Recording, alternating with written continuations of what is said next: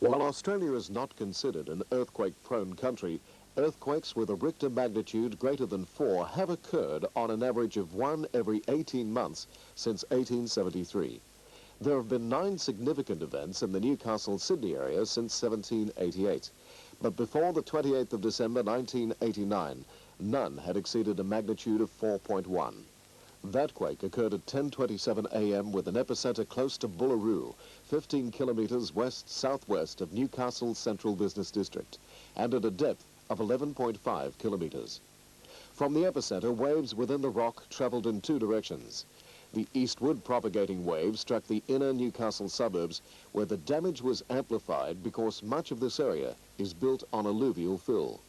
These areas of alluvial fill suffered severe damage, although 17 kilometres from the epicenter, because the earthquake's effects were amplified by an estimated 5 times.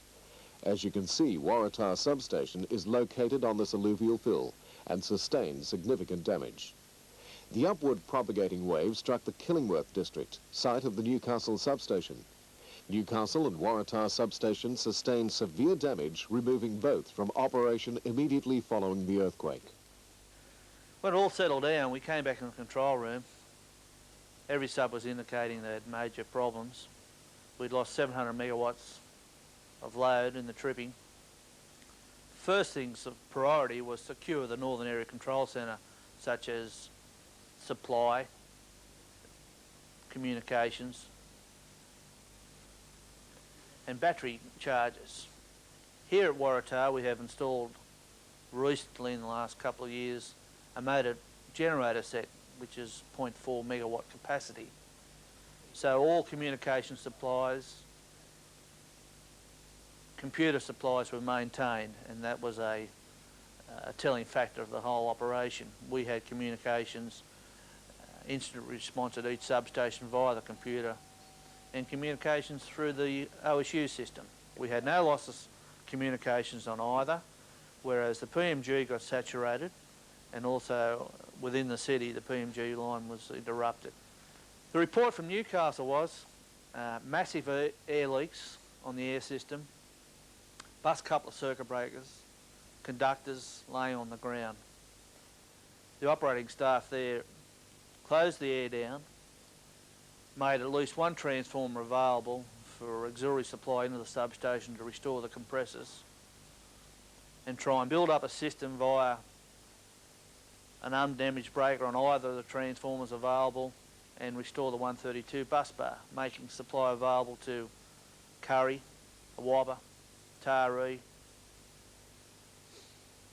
and Tomago substations immediately. At Alcan, supply was restored well past the general feeling that the pots would go hard. We were out to an hour and a half at Alcan.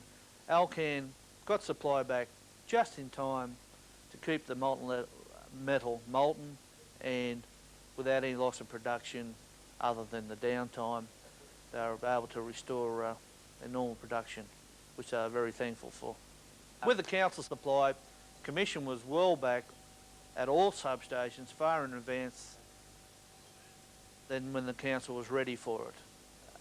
Curry and Awabba and Tomago, they could take the supply straight away, but the inner substations like Waratah and Merriweather, we had supply restored to the council 33 bus bar before they were ready to take it.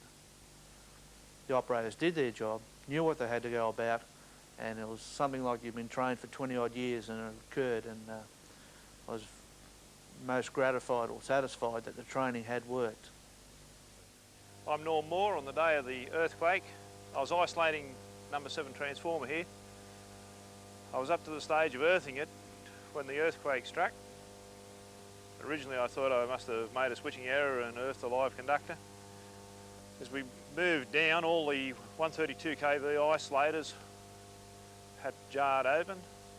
A number of the 132 English electric circuit breakers had opened, and they had broken off at the porcelains and toppled over. Some of the underslung bus bars, they would come down and pulling circuit breakers with them. We then came down and followed procedures that we've had for black starts, checked all isolators and all circuit breakers. What circuit breakers we thought were okay, we opened, if they weren't already open. Isolated the air to conserve air. Then we went around, checked the bus bars, that each bus, the A and the B bus on the 132, was okay, that there was nothing major wrong with each one of those, and picked out what path we could use. 132 circuit breakers had failed during the earthquake. The number 1 transformer, circuit breaker 4412, it collapsed, and later on during the day when we were trying to close 962 circuit breaker, it failed. On closing, the stack toppled over. And this continued to happen over the next few days. My responsibilities during the earthquake were to assess the overall problems and provide staff and materials to solve them. Well, it was a difficult time for obtaining staff. Holidays, it was a holiday period, but most of the staff that were aware, that were on holidays actually, volunteered to come and assist out if they were needed, and we took opportunities and used all staff that made themselves available. The major problems was the amount of work that was necessary. It was a major rebuild of the substation. Virtually, the equipment at the time, we had to find spares.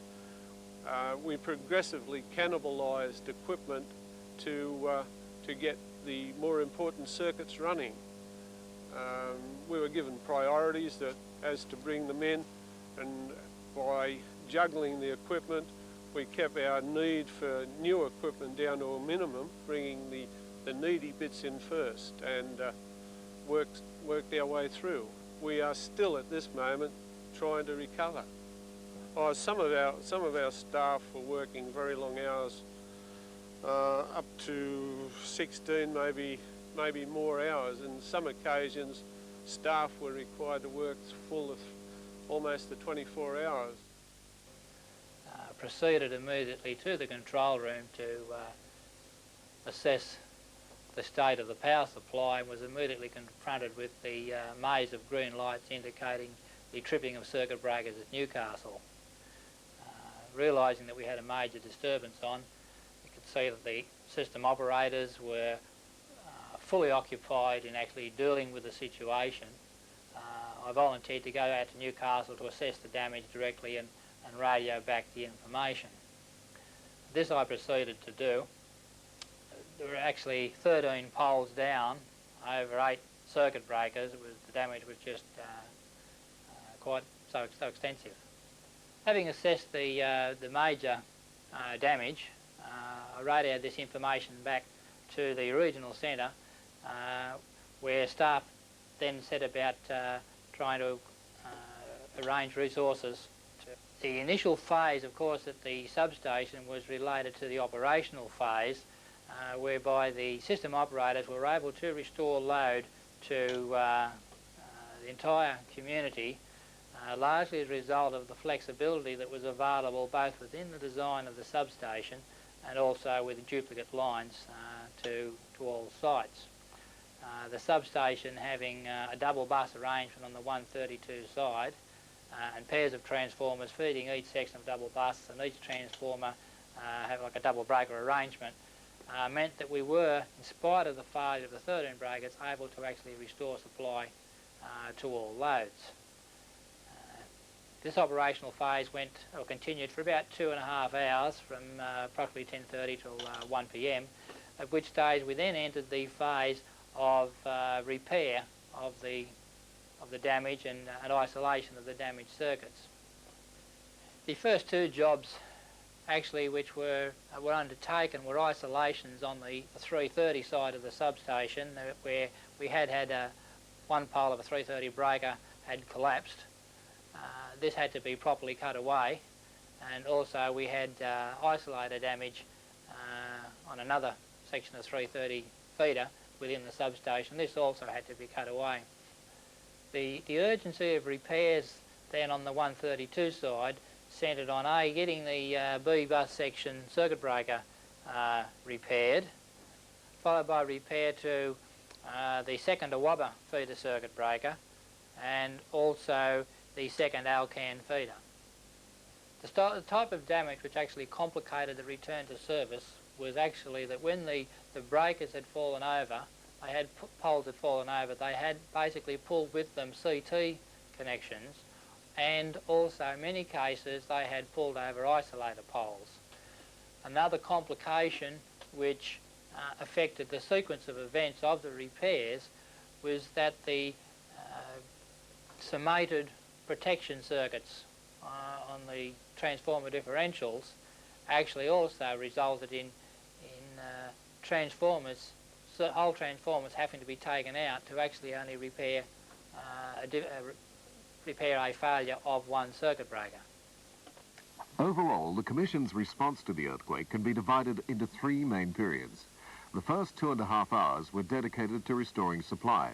This was achieved because of the enthusiasm of staff, built-in redundancies at Newcastle and Waratah substations, and the power backups provided at Northern Area Control for computers and communication. After supply was restored, emergency repairs continued for the next 2 days, followed by 3 weeks of non-stop major repair work, by which time most of the important circuits were restored. This required much juggling of circuits to maintain adequate supply, while allowing repairs to damaged equipment to proceed. Over the following months, the less important circuits were repaired, although more than 6 months later, repairs are still being carried out and damaged porcelain insulators are still being located. Considering the extent of the damage caused, that at least a single supply was available to all loads within 2.5 hours of the earthquake was a highly satisfactory result.